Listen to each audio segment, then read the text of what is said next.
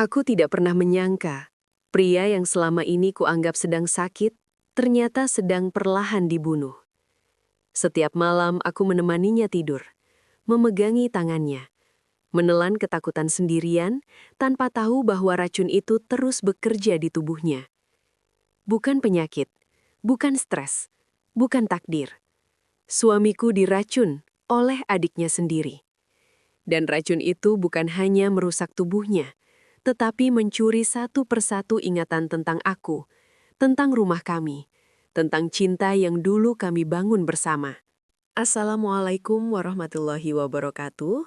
Terima kasih karena kalian telah memilih untuk mendengarkan kisah ini. Ini bukan sekedar cerita rumah tangga, tetapi luka yang nyata, pengkhianatan yang benar-benar terjadi, dan pelajaran hidup yang mahal harganya. Sebelum kita masuk lebih dalam, yuk kita ramaikan dulu kolom komentarnya, serta jangan lupa untuk klik tombol like, subscribe, dan aktifkan loncengnya agar sahabat Fafa tidak ketinggalan cerita-cerita seru lainnya. Dukungan dari sahabat sangat membantu channel ini untuk terus berkembang dan menyajikan cerita-cerita menarik lainnya. Dan seperti biasa, Fafa mau absen nih. Coba tulis nama sahabat, asal kota, dan ketik kata hadir di kolom komentar bawah. Fafa pengen tahu, sahabat setia Fafa dari kota mana saja. Sudah siap, sahabat? Yuk kita langsung masuk ke ceritanya. Aku masih bisa mengingat dengan sangat jelas, seperti apa Arman sebelum semua ini terjadi. Bukan ingatan yang samar, bukan kenangan kabur, melainkan gambaran utuh tentang lelaki yang dulu menjadi sandaran hidupku. Arman adalah tipe pria yang tidak banyak bicara, tetapi selalu hadir. Ia tidak pandai merangkai kata-kata manis, namun sikapnya selalu membuatku merasa aman. Ia tahu kapan aku butuh ditemani dan kapan aku hanya perlu didiamkan. Pagi-pagi sebelum berangkat kerja, ia selalu mencium keningku. Sore hari ia tak pernah lupa bertanya, "Hari ini capek?" Malam hari ia selalu memastikan pintu terkunci dan lampu mati satu persatu.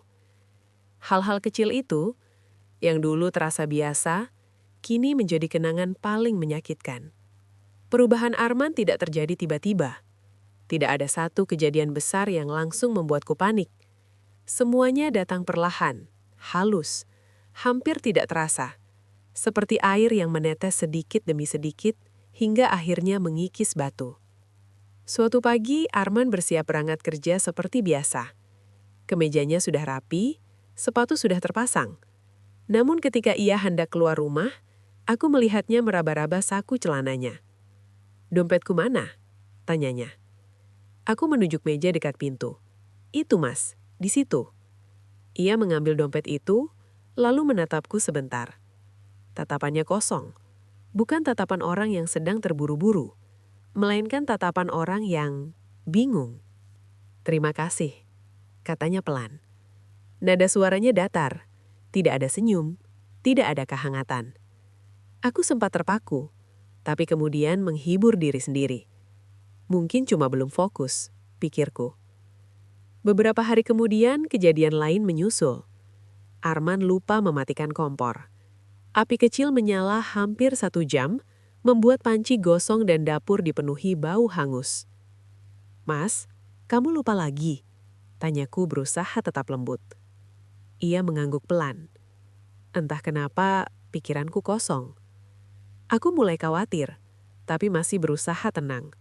Kupikir mungkin ia hanya kelelahan. Namun minggu demi minggu berlalu, dan kejadian-kejadian itu semakin sering. Arman mulai salah meletakkan barang. Kunci motor ditemukan di lemari pakaian. Remote TV ada di kulkas. Ponselnya tertinggal di kamar mandi. Aku mencoba bercanda agar suasana tidak tegang. "Mas, kamu bikin rumah kita kayak teka-teki," kataku sambil tersenyum. Ia ikut tersenyum, tapi senyumnya tidak sampai ke mata.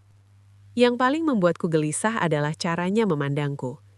Seringkali ia menatap wajahku lama, seolah sedang mengingat sesuatu yang hampir hilang. Suatu malam setelah makan malam, kami duduk di ruang tamu. Aku bersandar di bahunya seperti biasa. Namun tubuhnya mendadak kaku. Ia menoleh perlahan, menatapku dengan dahi berkerut. "Kita sudah lama kenal?" Tanyanya ragu. Dadaku terasa sesak. Aku tertawa kecil, mencoba menganggapnya bercanda. Mas, kita sudah menikah 3 tahun. Ia mengangguk pelan, tapi wajahnya tidak menunjukkan keyakinan. Seolah ia percaya hanya karena ingin percaya, bukan karena ingat. Malam itu aku tidak bisa tidur. Aku berbaring di sampingnya, mendengarkan nafasnya yang teratur, sementara pikiranku dipenuhi ketakutan. Aku mulai memperhatikan perubahan-perubahan kecil lainnya. Arman sering terbangun di tengah malam. Ia duduk di tepi ranjang, menatap lantai dalam diam. Mas, kenapa? Tanyaku suatu malam. Ia menggeleng pelan. Aku merasa asing. Kata itu menghantamku lebih keras dari apapun. Asing. Rumah ini asing baginya. Aku asing baginya. Bahkan hidupnya sendiri terasa asing. Aku mulai mencatat semua kejadian di buku kecil. Tanggal, jam, perilaku Arman. Entah kenapa naluriku menyuruhku melakukan itu. Seolah aku sedang bersiap menghadapi sesuatu yang lebih besar. Suatu pagi Arman pergi keluar rumah tanpa tujuan jelas. Ia tidak membawa motor, tidak membawa tas. Aku menemukannya duduk di halte bus menatap jalan raya dengan wajah kosong. Arman, panggilku panik. Ia menoleh, tampak terkejut melihatku. Kamu ngapain di sini? Tanyanya. Kamu yang ngapain di sini? Balasku sambil menahan gemetar. Ia mengangkat bahu. Aku tidak tahu, kakiku jalan sendiri. Tanganku gemetar saat menggenggam tangannya dan membawanya pulang. Hari itu aku menangis di kamar mandi. Menangis pelan agar ia tidak mendengar. Aku membujuknya ke dokter. Awalnya ia menolak. Aku tidak gila, katanya dengan nada tersinggung. Bukan gila, Mas. Aku cuma takut kehilangan kamu. Akhirnya ia setuju. Dokter pertama berkata Arman mengalami stres berat. Dokter kedua menyebut kelelahan mental. Dokter ketiga menduga gangguan saraf ringan. Obat demi obat diminumnya. Vitamin demi vitamin dikonsumsinya. Namun kondisinya tidak membaik. Justru semakin parah. Ia mulai lupa namaku. Kadang memanggilku Mbak, kadang memanggilku dengan nama yang salah. Suatu sore ia berkata sambil tersenyum polos. Kamu orang baik. Istriku pasti bahagia punya kamu. Hatiku hancur. Istrimu itu aku, jawabku dengan suara hampir tak terdengar. Ia terdiam lama, menatapku, lalu mengangguk pelan. Sejak saat itu aku hidup dalam ketakutan setiap hari. Takut bangun pagi dan menemukan ia benar-benar tidak mengenaliku. Takut cintanya padaku hilang, bukan karena berubah hati, tapi karena ingatannya direnggut. Dan yang belum kusadari saat itu, semua ini bukan penyakit, bukan takdir, bukan kebetulan. Ada tangan lain yang perlahan bekerja dalam diam. Namun itu baru akan kusadari di bab berikutnya. Pada awalnya aku tidak pernah melihat Dimas sebagai ancaman. Ia adalah adik kandung Arman, darah yang sama, tumbuh di rumah yang sama, berbagi masa kecil yang sama. Bagaimana mungkin aku mencurigainya? Justru sebaliknya, ketika kondisi Arman mulai memburuk, kehadiran Dimas sempat menjadi penguat bagiku. Ia datang hampir setiap hari, kadang pagi, kadang sore, kadang malam, selalu dengan wajah serius, penuh perhatian, seolah beban Arman juga adalah bebannya. Abang kenapa sekarang jadi sering lupa, Mbak? Tanyanya suatu sore. Nada suaranya terdengar tulus. Aku khawatir. Aku mengangguk sambil menghela nafas. Aku juga. Dokter bilang stres, tapi kok makin hari makin parah. Sejak saat itu, Dimas seperti mengambil peran penting dalam kehidupan kami. Ia membantu mengantar Arman ke dokter, ia mencatat jadwal minum obat. Ia bahkan mulai mengingatkan Arman lebih sering daripada aku sendiri. Mas, obatnya jangan lupa, katanya sambil menyodorkan segelas air. Aku melihat Arman menurut tanpa banyak bicara.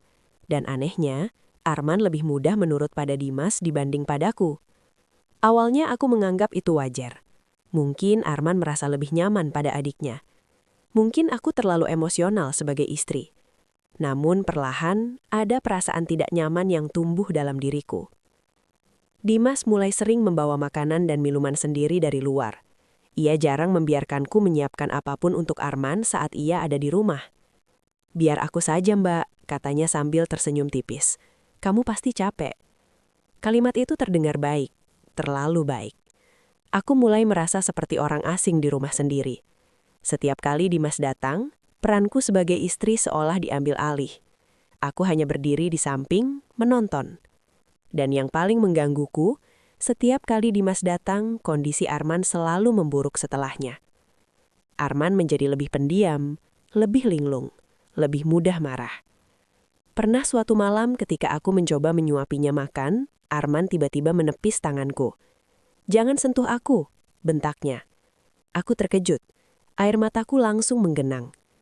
"Mas, ini aku," kataku gemetar. Namun Arman hanya memalingkan wajah. Sementara di belakangnya, Dimas berdiri dengan tangan terlipat di dada, menatapku tanpa ekspresi. Tatapan itu bukan tatapan orang yang iba. Bukan pula tatapan orang yang peduli. Ada sesuatu yang dingin di sana. Sejak malam itu aku mulai memperhatikan kebiasaan-kebiasaan kecil Dimas. Hal-hal yang sebelumnya tidak pernah terpikirkan.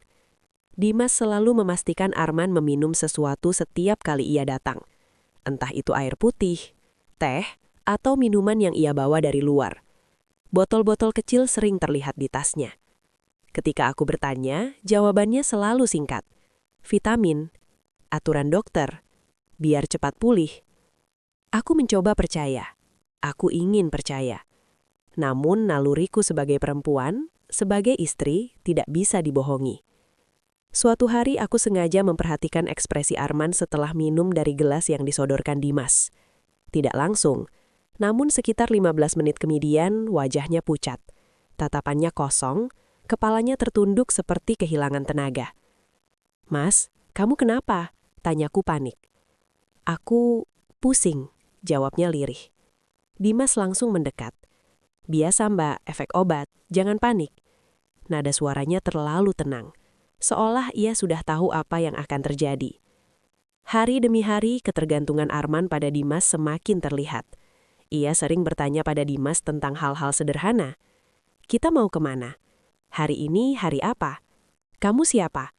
Dan setiap kali itu terjadi, jantungku seperti diremas.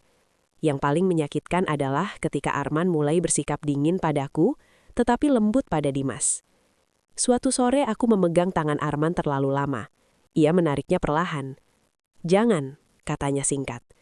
Namun beberapa menit kemudian, Dimas duduk di sampingnya dan menepuk bahunya. Arman tidak menolak. Aku merasa tersingkir di rumah sendiri. Aku mencoba berbicara baik-baik dengan Dimas. "Kondisi Mas Arman makin menurun, Mbak.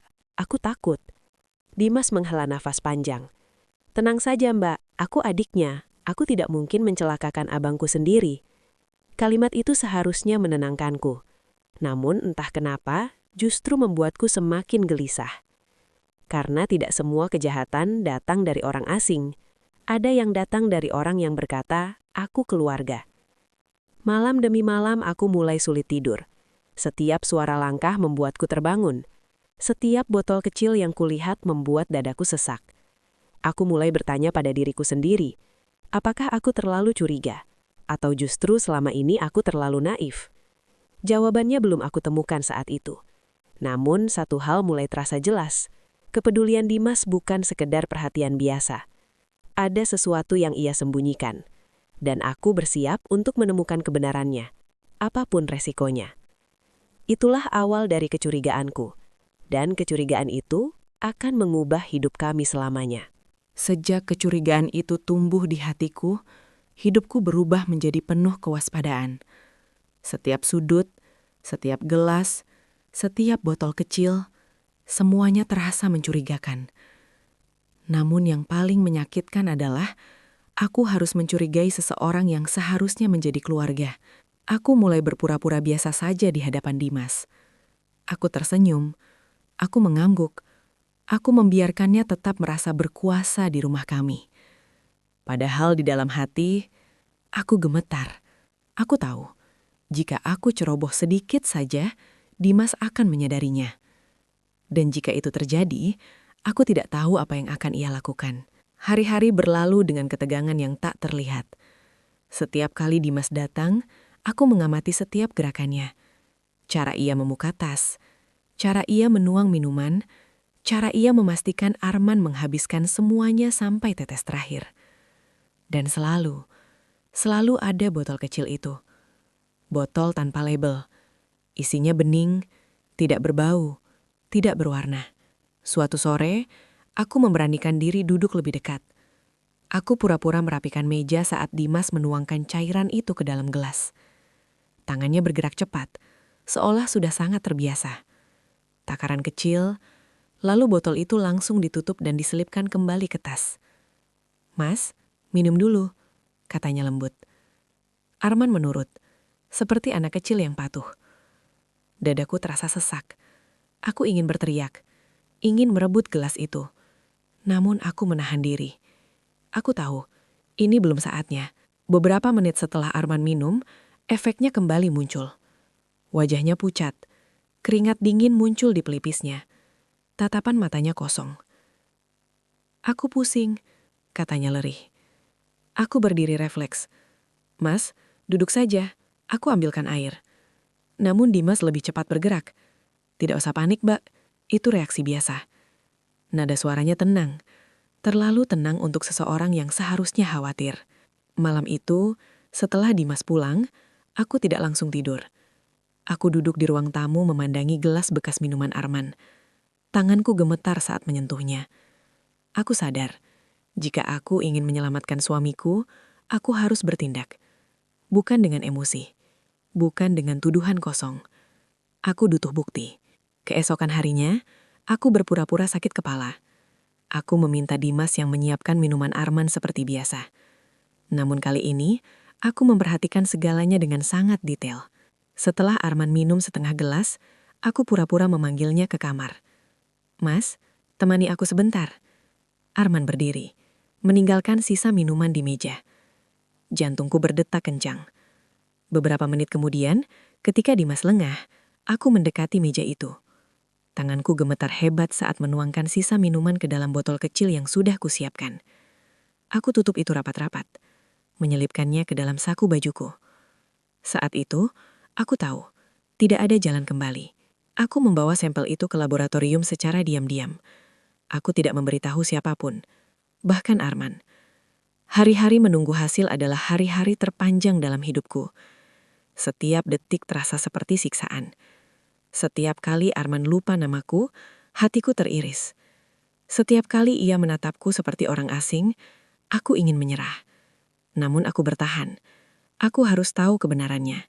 3 hari kemudian, aku kembali ke laboratorium. Tanganku dingin, kakiku terasa lemas. Petugas menyerahkan hasil pemeriksaan itu kepadaku. Aku membacanya perlahan. 1 baris, 2 baris, 3 baris. Dan saat mataku mencanggap kata-kata itu, dunia seolah berhenti berputar. Terdeteksi zat kimia berbahaya dosis rendah.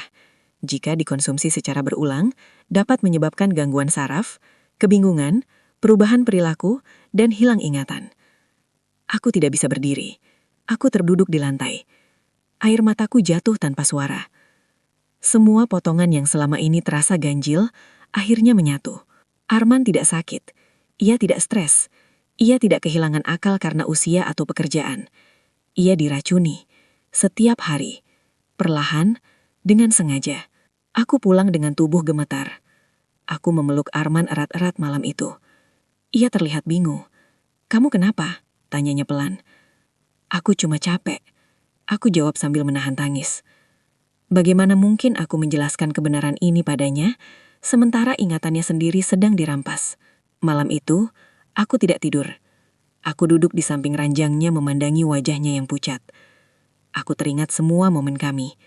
Janji pernikahan, tawa kecil di dapur, rencana masa depan yang kami susun bersama. Dan semua itu hampir direnggut oleh seseorang yang ia panggil adik. Keesokan harinya, aku menghubungi seorang kenalan yang bekerja di bidang hukum. Aku menunjukkan hasil laboratorium itu. Ia terdiam lama. Ini bukan main-main. Ini kejahatan. Hatiku semakin hancur, tapi juga semakin kuat. Aku tahu, menghadapi Dimas tidak bisa sembarangan. Aku harus menyusun langkah dengan hati-hati. Aku berpura-pura tetap mempercayainya, tetap membiarkannya datang, tetap membiarkannya merasa aman. Padahal di balik senyumku, aku sedang menunggu saat yang tepat. Karena titik balik itu sudah tiba. Kebenaran telah terungkap. Dan setelah ini, tidak ada lagi perpura-puraan. Yang ada hanyalah perlawanan. Demi suamiku, demi hidup kami. Dan di bab selanjutnya, aku akan menceritakan bagaimana darah saudara itu akhirnya saling menumpahkan kebenaran dan bagaimana topeng kepedulian Dimas runtuh di hadapanku. Setelah kebenaran itu berada di tanganku, hidupku tidak pernah sama lagi. Setiap napas terasa berat, setiap detik dipenuhi kewaspadaan. Aku hidup di antara dua wajah Dimas. Wajah yang tersenyum ramah di hadapan Arman, dan wajah yang kini kulihat jelas. Wajah seseorang yang dengan sadar menghancurkan saudaranya sendiri. Namun aku tidak bisa langsung bertindak gegabah. Aku tahu, satu kesalahan kecil saja bisa membuat semuanya berbalik arah. Dan aku tidak akan membiarkan Dimas menyadari bahwa aku sudah mengetahui segalanya. Aku kembali mengenakan topeng kepura-puraan. Aku tetap menyambut Dimas seperti biasa, tetap menyiapkan teh untuknya, tetap mengucapkan terima kasih setiap kali ia merawat Arman. Padahal di dalam dadaku, amarah dan ketakutan bercampur menjadi satu. Malam-malamku dipenuhi pikiran buruk. Bagaimana jika Dimas menyadari kecurigaanku? Bagaimana jika ia meningkatkan dosis racunnya? Bagaimana jika Arman tidak sempat diselamatkan? Aku mulai menyembunyikan semua botol minuman dan obat-obatan di rumah. Aku memastikan Arman tidak meminum apapun tanpa sepengetahuanku. Namun Dimas bukan orang bodoh. Ia mulai menyadari perubahan sikapku. "Kamu kelihatan capek, Mbak," katanya suatu sore sambil menatapku tajam. "Jangan sampai kamu yang sakit." Nada suaranya terdengar biasa, tapi matanya tidak. Aku tersenyum tipis. "Iya, mungkin kurang tidur." Ia mengangguk pelan, lalu menoleh ke arah Arman. "Abang, kamu jangan bikin mbak kamu capek ya." Kalimat itu terdengar perhatian, namun bagiku itu terdengar seperti peringatan. Aku tahu, waktuku tidak banyak. Aku menghubungi pihak berwajib dengan hati-hati.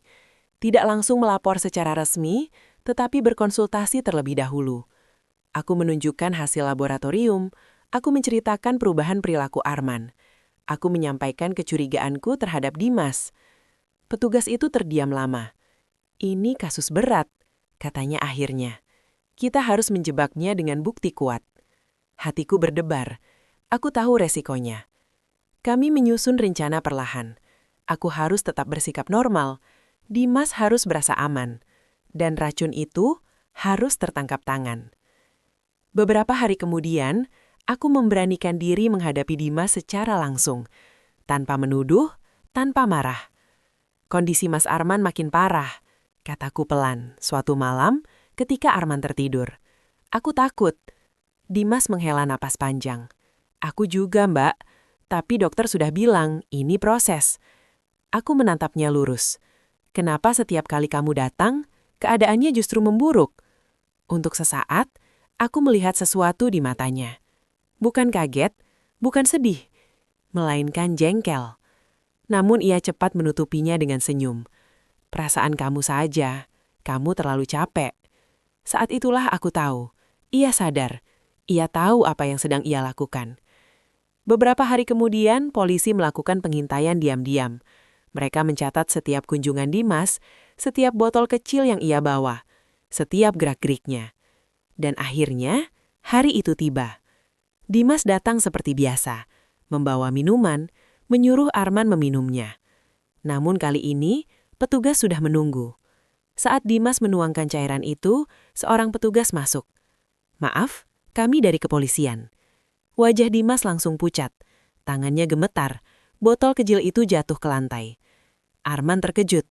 "Ada apa ini?" tanyanya bingung. Aku memeluknya. "Tidak apa-apa, Mas." Dimas mencoba melawan, menuduhku memfitnah, mengatakan aku istri yang berlebihan. Namun bukti terlalu kuat. Botol itu diuji di tempat. Hasilnya sama. Racun. Dimas akhirnya runtuh. Ia menangis. berteriak, memohon. Dan di sanalah motif busuk itu terungkap. Ia iri, ia merasa hidupnya selalu berada di bayang-bayang Arman. Rumah warisan, tanah keluarga, rekening tabungan, semuanya atas nama Arman. Kalau abang tidak waras, katanya sambil terisak, semua itu jadi milikku.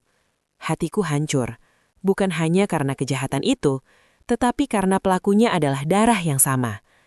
Dimas dibawa pergi malam itu, dengan borgol di tangan, dengan wajah yang tidak lagi ramah. Rumah kami kembali sunyi. Namun sunyi itu tidak menenangkan. Aku menatap Arman yang duduk bingung di sofa. Ia menatapku pelan. "Kita kenapa?" tanyanya. Aku tersenyum sambil menahan air mata. "Kita selamat." Tapi aku tahu, perjuangan belum selesai. Karena racun itu mungkin sudah berhenti, namun bekasnya masih tinggal di ingatan Arman. Dan di bab berikutnya, aku akan menceritakan bagaimana aku bertahan mencintai seseorang yang mungkin tidak akan pernah sepenuhnya mengingatku lagi. Setelah Dimas ditangkap dan dibawa pergi, rumah kami seolah kembali sunyi. Sunyi yang aneh, bukan sunyi yang menenangkan. Suamiku, Arman, duduk di sofa ruang tamu, menatap kosong ke arah jendela. Seperti seseorang yang tersesat di dalam rumahnya sendiri. Aku duduk di sampingnya. Tangan kami saling bersentuhan, tapi ia tidak menggenggamnya. Matanya tidak memantulkan kehangatan yang dulu ku kenal. Bahkan ketika aku tersenyum, seolah ia melihatku sebagai orang asing. "Mas, kamu ingat aku?" tanyaku perlahan, menahan nafas. Arman menatapku lama, menatap mataku seolah menimbang sesuatu. Kemudian mengangguk tipis. Namun tatatan itu tidak yakin, tidak hangat, tidak penuh kenangan.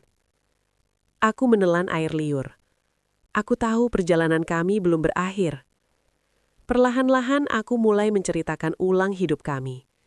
Bagaimana kami bertemu, bagaimana kami jatuh cinta, bagaimana kami memutuskan menikah. Aku menunjukkan foto-foto lama, pernikahan kami, liburan bersama, momen sederhana yang dulu membuat kami tertawa. Setiap kali aku menunjukkan sesuatu, Arman menatapnya dengan wajah bingung. Kadang tersenyum tipis, kadang mengerutkan dahi, kadang menatapku seperti ingin mengingat, tapi tidak bisa. Setiap malam, aku duduk di samping ranjangnya, memegang tangannya, dan berkata, "Aku istrimu, Mas. Aku selalu ada di sini." Ia menatapku. Terkadang matanya berkaca-kaca. Terkadang ia berkata, Aku merasa aku kenal kamu, tapi aku tidak yakin." Hatiku hancur setiap kali itu terjadi. Namun aku tetap bertahan. Aku tidak akan meninggalkannya. Bukan sekarang. Bukan setelah semua yang terjadi. Hari demi hari, aku mulai menyesuaikan diri dengan rutinitas baru. Bangun pagi untuk menyiapkan sarapan, membantu Arman mandi dan berpakaian, mendampinginya di setiap kegiatan sehari-hari, meski ia kadang menatapku seperti orang asing. Tetapi ada satu hal yang membuatku tetap kuat. Meski ingatannya hilang, hatinya masih bisa merasakan cinta. Terkadang dalam senyumnya yang samar, aku tahu ada sesuatu yang tetap tersisa. Kami memutuskan untuk terapi bersama. Ahli neurologi dan psikolog mendampingi kami. Mereka menyarankan metode pengulangan kenangan, foto-foto, dan ritual harian untuk membantu memicu ingatannya. Aku menuliskan cerita hidup kami di buku harian. Setiap pagi, aku membacanya dengan suara lembut di sampingnya. Setiap malam, aku mengulangnya sebelum tidur. "Mas, ingat ini," kataku sambil menunjukkan foto pernikahan kami. Arman menatapnya lama, lalu menghela nafas. "Aku ingin ingat," katanya lirih. Hatiku tersayat.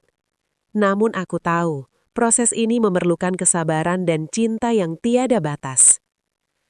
Ada kalanya aku frustasi, menangis diam-diam di kamar mandi, bertanya pada Tuhan mengapa hal ini terjadi pada kami. Mengapa darah sendiri bisa menjadi sumber pengkhianatan? Mengapa suamiku harus kehilangan ingatannya karena kejahatan orang yang ia percayai?